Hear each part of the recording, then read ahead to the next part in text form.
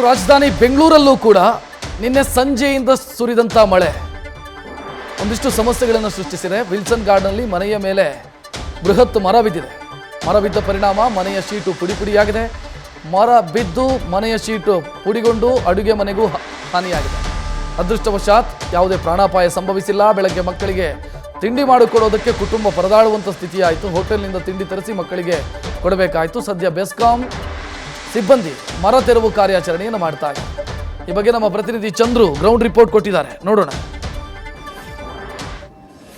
ರಾತ್ರಿ ಸುರಿದಂತಹ ಭಾರಿ ಮಳೆಗೆ ವಿಲ್ಸನ್ ಗಾರ್ಡನ್ನಲ್ಲಿ ಭಾರಿ ದುರಂತನೇ ಸಂಭವಿಸಿದೆ ಅಂತಂದ್ರೆ ತಪ್ಪಾಗಲ್ಲ. ಯಾಕೆಂತಂದ್ರೆ ದೃಶ್ಯಾವಳಿಗಳಲ್ಲಿ ನಾನು ತೋರಿಸ್ತಾ ಹೋಗ್ತೇನೆ ಒಂದೊಂದಾಗಿ ವಿವರಿಸಿಕೊಂಡು. ಯಾಕೆಂತಂದ್ರೆ ಇಲ್ಲಿ ಒಂದು ಬೃಹದಾಕಾರದಂತಹ ಮರ ಉರುಳಿದಂತಹ ಪರಿಣಾಮವಾಗಿ ಇಲ್ಲಿ ಸಂಪೂರ್ಣವಾಗಿ ಒಂದು ಕಾರ್ ಯಾವ ರೀತಿಯಾಗಿ ಅಂದ್ರೆ ಸ್ವಲ್ಪವೂ ಕೂಡ ಕಾಣದ ರೀತಿಯಲ್ಲಿ ಕಂಪ್ಲೀಟ್ ಆಗಿ ಮುಚ್ಚು ಹೋಗಿ ಅದು ಜಖಂಗೊಂಡಿರುವಂತಹದ್ದು. ಈಗ ಸದ್ಯಕ್ಕೆ ಈ ಒಂದು ಕಾರನ್ನ ಹೊರತುಪಡಿಸಿ ಕಾರಿನಿಂದ ಸ್ವಲ್ಪ ಮುಂಭಾಗದಕ್ಕೆ ಬರ್ತಾ ಇದ್ದಂತಹ ಈ ಒಂದು ಮರ ಬಿದ್ದಿರುವಂತಹದ್ದು, ದೊಡ್ಡ ಮರ ಬಿದ್ದಿರುವಂತಹದ್ದು ಒಂದು ಮನೆಯ ಮೇಲೆ. ಈ ಮನೆಗೆ ಈಗ ಸದ್ಯಕ್ಕೆ ಹಾನಿ ಆಗಿರುವಂತಹದ್ದು. ಇಡೀ ಕುಟುಂಬ ಈಗ ಸದ್ಯಕ್ಕೆ ಗಾಬರಿಯಿಂದ ಏನು ಇರುವಂತಹದ್ದು. ಯಾಕೆಂತಂದ್ರೆ ನಿನ್ನೆ ರಾತ್ರಿ ಊಟ ಮುಗಿಸಿ ಮಲಗುವಂತಹ ವೇಳೆಯಲ್ಲಿ ಮರ ಮುರಿದು ಮನೆಯ ಮೇಲೆ ಬಿದ್ದಿದೆ. ಈ ಪರಿಣಾಮವಾಗಿ ಸಂಪೂರ್ಣವಾಗಿ ಮನೆಯ ಮೇಲೆ ಬಿದ್ದಂತಹ ಪರಿಣಾಮವಾಗಿ ಈ ಮನೆ ಏನು ಶೀಟ್ ಮನೆ ಆಗಿದ್ದರಿಂದ ಶೀಟ್ಗಳು ಕೂಡ ಮುರಿದು ಮನೆ ಒಳಗಡೆ ಬಿದ್ದಿರುವಂತಹದ್ದು. ಆದರೆ ಅದೃಷ್ಟವಶಾತ್ ಯಾವುದೇ ರೀತಿಯಾದಂತಹ ಒಂದು ಹಾನಿ ಪ್ರಾಣಾಪಾಯ ಆಗಿಲ್ಲ ಅನ್ನುವಂಥದ್ದು ಸದ್ಯಕ್ಕೆ ಗೊತ್ತಾಗಿರುವಂತಹದ್ದು. ಇನ್ನು ಕುಟುಂಬವನ್ನು ತೋರಿಸ್ತಾ ಹೋಗ್ತೀನಿ. ಅವರು ಬೆಳ್ಳಂಬೆಳಗ್ಗೆ ಪಾಪ ಸಾಕಷ್ಟು ಒಂದು ಏನು ಕೆಲಸ ಕಾರ್ಯಗಳಿಗೆ ತೆರಳಬೇಕಾಗತ್ತೆ ಸೋಮವಾರ ಆದುದರಿಂದ. ಆದರೆ ಈ ರೀತಿಯಾದಂತಹ ಪರಿಣಾಮವಾಗಿ ಸದ್ಯಕ್ಕೆ ಇಡೀ ಕುಟುಂಬ ಚಿಂತಾಜನಕವಾಗಿರುವಂತಹದ್ದು ನಾನು ದೃಶ್ಯಾವಳಿಗಳಲ್ಲಿ ತೋರಿಸ್ತಾ ಹೋಗ್ತೇನೆ. ಅಡುಗೆ ಮನೆ ಯಾವ ರೀತಿಯಾಗಿ ಒಂದು ಛಿದ್ರ ಆಗಿದೆ ಅನ್ನುವಂತಹದನ್ನ ನಾನು ತೋರಿಸ್ತಾ ಹೋಗ್ತೀನಿ.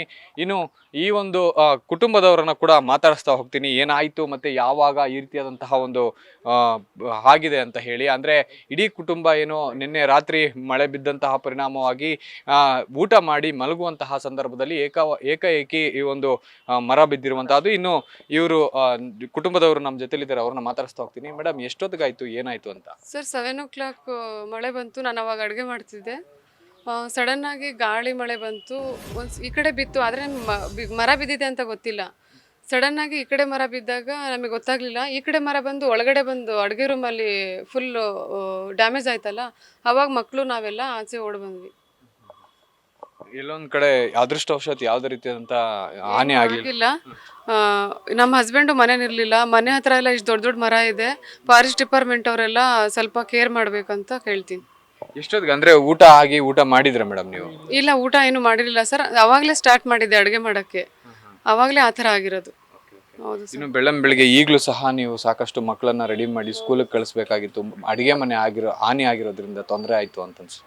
ಹೌದು ಸರ್. ಅವ್ರಿಗೆ ಏನು ಟಿಫನ್ ಏನು ಮಾಡಿಲ್ಲ. ನಾನೀಗ ಸ್ಕೂಲಿಗೆ ಹೋಗಬಾರ್ದು, ಇದೇ ಸ್ಟಾರ್ಟ್ ಆಗಿದೆ ಅಲ್ಲ, ಇವತ್ತು ಮಂಡೇ ಅಲ್ವಾ, ಅದಕ್ಕೆ ಇವತ್ತು ಕಳಿಸಿದ್ದೀನಿ. ರೆಡಿ ಆದರೂ ಹೆಂಗಾದರೂ ರೆಡಿ ಮಾಡಿ ಕಳಿಸಿದ್ದೀನಿ ನಾನು ಮನೆ.